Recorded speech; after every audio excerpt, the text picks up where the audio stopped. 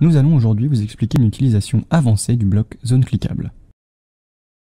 Dans la configuration avancée, il est possible d'utiliser des zones non cliquables, par exemple pour illustrer un propos à l'aide de plusieurs images. Pour apprendre les fonctionnalités initiales du bloc zone cliquable, nous avons réalisé un premier tutoriel spécifique. Voyons comment cela fonctionne. Dans ce tutoriel, nous allons illustrer les propos d'un personnage à l'aide de plusieurs zones.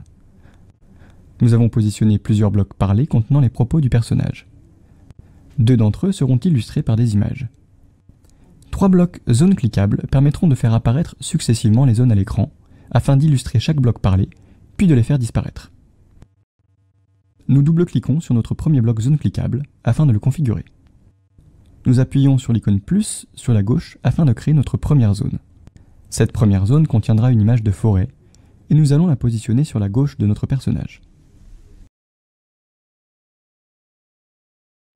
Pour rendre cette zone non cliquable, nous cliquons sur le pictogramme représentant un clic, situé sur la droite du nom de notre zone.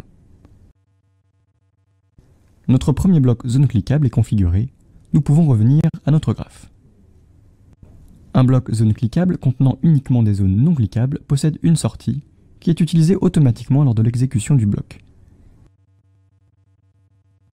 Nous pouvons maintenant configurer notre second bloc zone cliquable. De la même façon, nous créons une seconde zone que nous positionnons cette fois sur la droite de l'écran. Nous utilisons également l'option non cliquable de cette zone.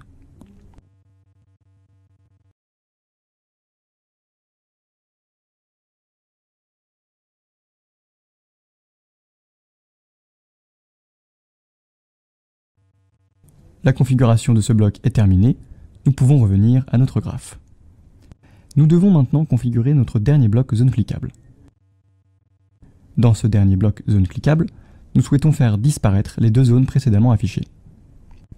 Pour ce faire, nous devons d'abord indiquer que nous souhaitons modifier ces 2 zones dans notre bloc zone cliquable. Nous cliquons sur le bouton plus situé sur la gauche et sélectionnons d'abord la zone 1, puis la zone 2. Afin de faire disparaître les zones, nous devons changer la configuration de chacune de ces zones, en indiquant qu'elles ne sont plus visibles. Nous cliquons à cet effet sur les pictogrammes œil visibles sur la droite des noms de chacune des zones. Les zones disparaissent alors dans la prévisualisation. Notez qu'il est également possible d'utiliser simultanément des zones cliquables et non cliquables. Validons ces configurations et regardons le résultat.